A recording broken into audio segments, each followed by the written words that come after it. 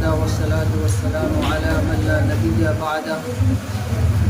وقال الله تبارك وتعالى في كلامه المجيد والفرقان الحميد. أعوذ بالله من الشيطان الرجيم. بسم الله الرحمن الرحيم. تبارك الذي بيده الملك وهو على كل شيء قدير. الذي خلق الموت والحياة ليبلوكم أيكم أحسن عملا وهو العزيز الغفور.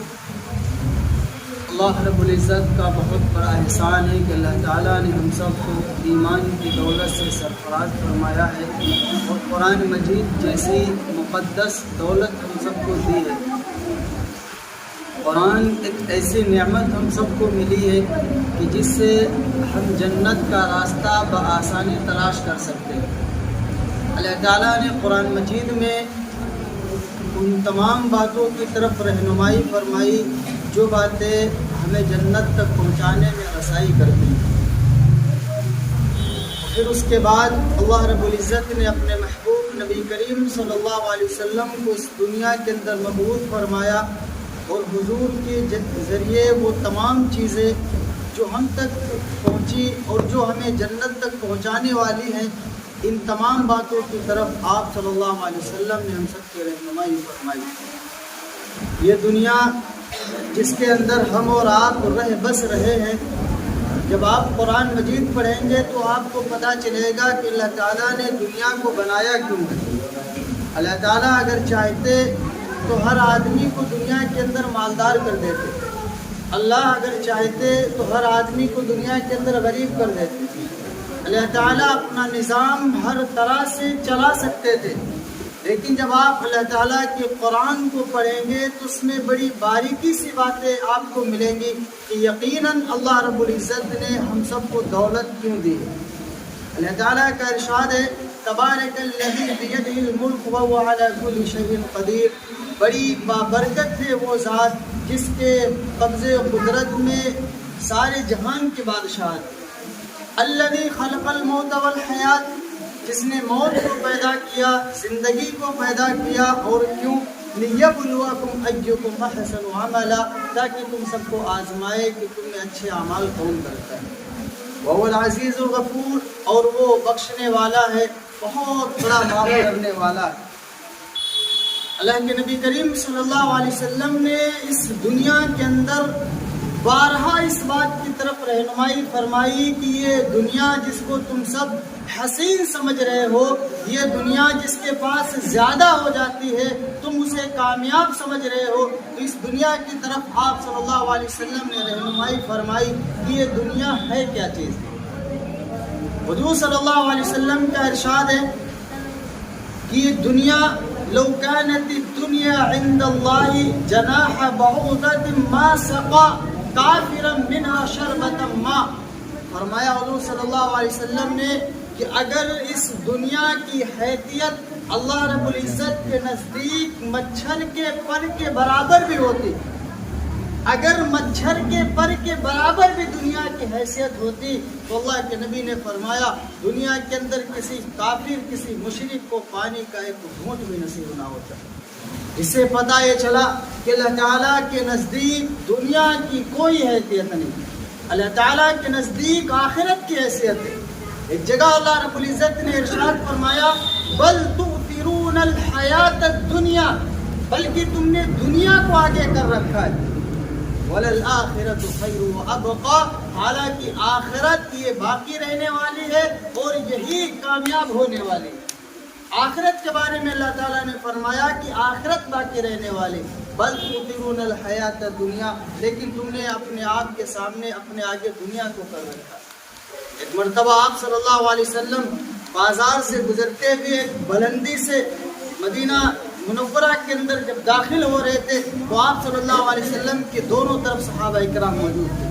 حضور صلی اللہ علیہ وسلم گزر رہے تھے، راستے میں ایک بھیڑ کا چھوٹا سا بچہ جو چھوٹے کان والا تھا وہ مردہ پڑا ہوا تھا، وہ مرا ہوا پڑا ہوا تھا.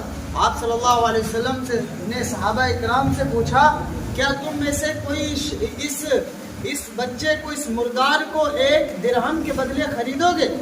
صحابہ اکرام نے عرض کیا کہ یا رسول اللہ صلی اللہ علیہ وسلم ہم اس کو تو کوئی چیز بھی کسی چیز کے بدلے میں نہیں خرید سکتا.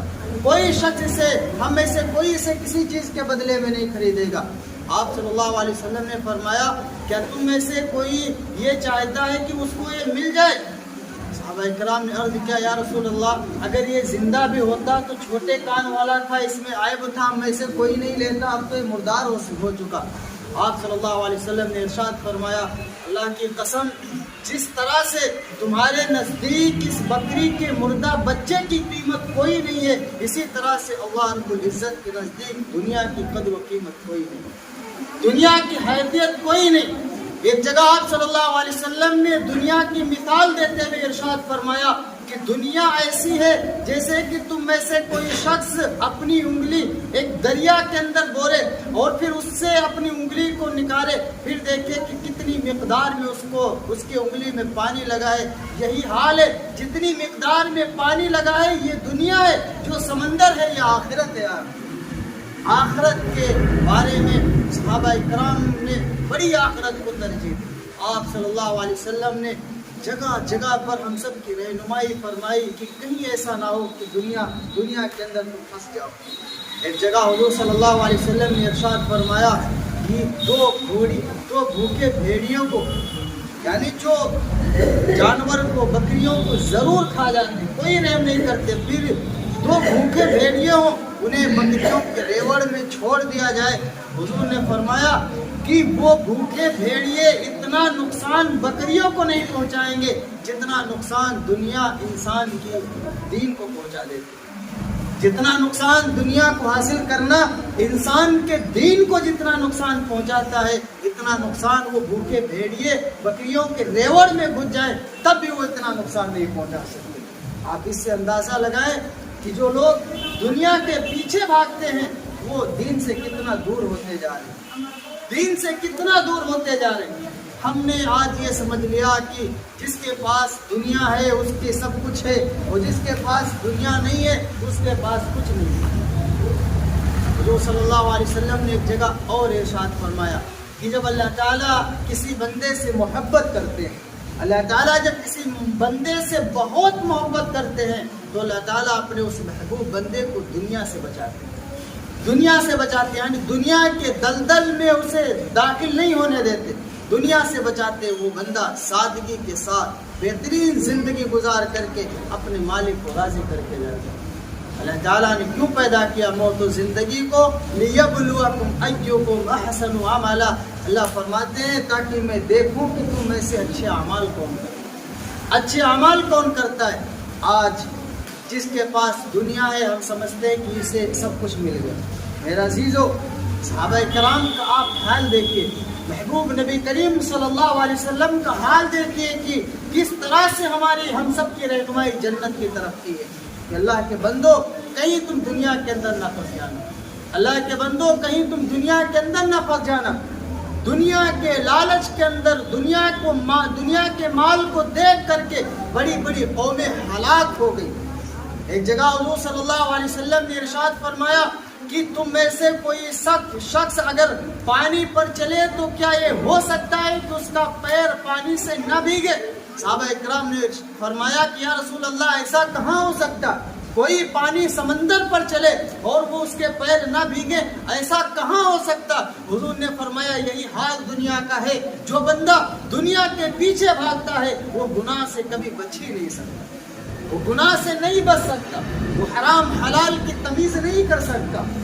آج ہم سب دنیا کو حاصل کرنے کے چکر میں اپنی آخرت کو چھوڑ رہے ہیں، اپنی آخرت کو چھوڑ رہے ہیں. اللہ کے نبی کریم صلی اللہ علیہ وسلم نے ارشاد فرمایا وَآخِرُ مَا يَبْقَى عَلَى مَا يَفْنَى. جو زندگی آپ کی باقی رہنے والی ہے یعنی آخرت کی زندگی، اس کو ترجیح دو اس زندگی پر جو فنا ہونے والی ہے. یہ دنیا کی زندگی یہ سب گھر، یہ محلات، یہ سب کچھ فنا ہو جائیں گے.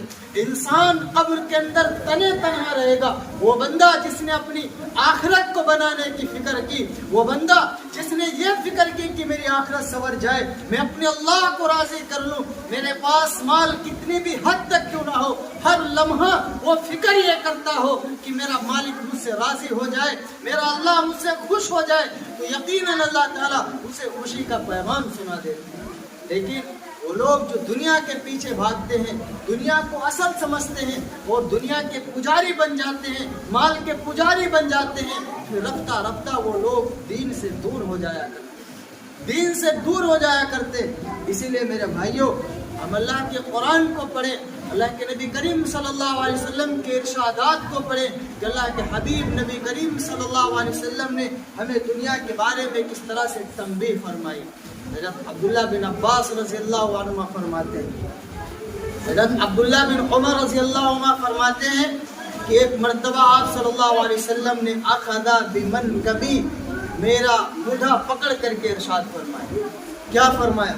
عبداللہ بن عمر رضی اللہ عنہ فرماتے ہیں کہ ایک مرتبہ آپ صلی اللہ علیہ وسلم نے میرا مونڈھا پکڑ کر کے ارشاد فرمایا، کن فی الدنیا کأنک غریب او عابر سبیل.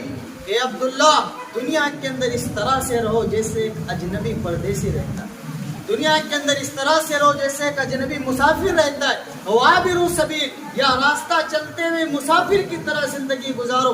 مطلب یہ ہے کہ جو اجنبی مسافر ہوتا ہے، اگر وہ آپ کی مسجد کے اندر آ کر کے قیام کرے تو آپ خود دیکھیں گے کہ اس کے پاس بہت زیادہ ساز و سامان نہیں ہوگا، کہ کہیں اس کے پاس بستر ہو اور بہت سارے جوڑے کپڑے ہوں اور بہت اس کے پاس کھانا بنا ہوا ہو. نہیں، بلکہ آپ دیکھیں گے کہ ایک چھوٹی سی چادر ہوگی اور چھوٹی سی ایک پلیٹ ہوگی کھانے کے لیے. اس طرح سے وہ مسافر زندگی گزارتا ہے. اور جب کوئی راستہ چلتا مسافر ہو تو ظاہر ہے کہ گھر سے تھوڑا سا توشہ باندھ کر کے لے جائے گا کہ دوپہر میں تھوڑا سا کھا لیں گے. اس کے علاوہ کوئی مسافر یہ انتظام نہیں کرتا. اگر وہ پردیس کمانے کے لیے بھی جاتا ہے تو اس لیے جاتا ہے کہ مجھے 2-3 مہینے کے اندر واپس چلے آنا ہے، سال 2 سال کے بعد واپس چلے آنا ہے. وہ اس طرح سے وہاں پردیش میں ایک چھوٹا سا گھر ہے، چھوٹا سا سلنڈر ہے، کھانے کا انتظام ہے، اس طرح سے رہ کر کے زندگی اپنی گزارتا ہے.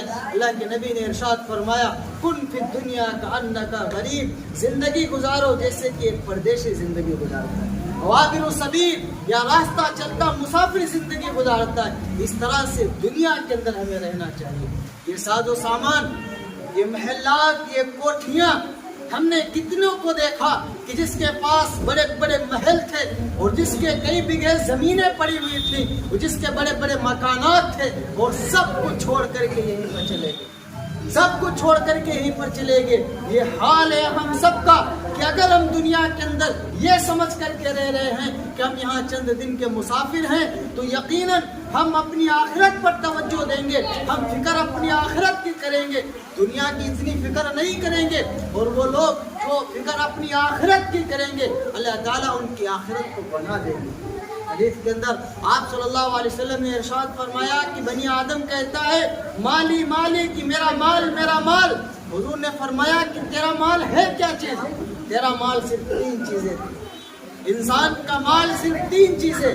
ایک چیز وہ جو اس نے کھا کر کے پھر اس کو ختم کر دیا، یعنی جو اس نے کھانا کھا لیا، جو اس نے عیش و آرام کر لی، بس وہ اس کا مال ہے. اور جو پہن کر کے بوسیدہ کر دیا، جو کپڑے پہن لیے خراب ہو گئے، بوسیدہ ہو گئے، یہ اس کا مال تھا. اور جو صدقہ کر دیا یعنی آئندہ کے لیے اس نے بھیج دیا، یہ اس کا مال ہے.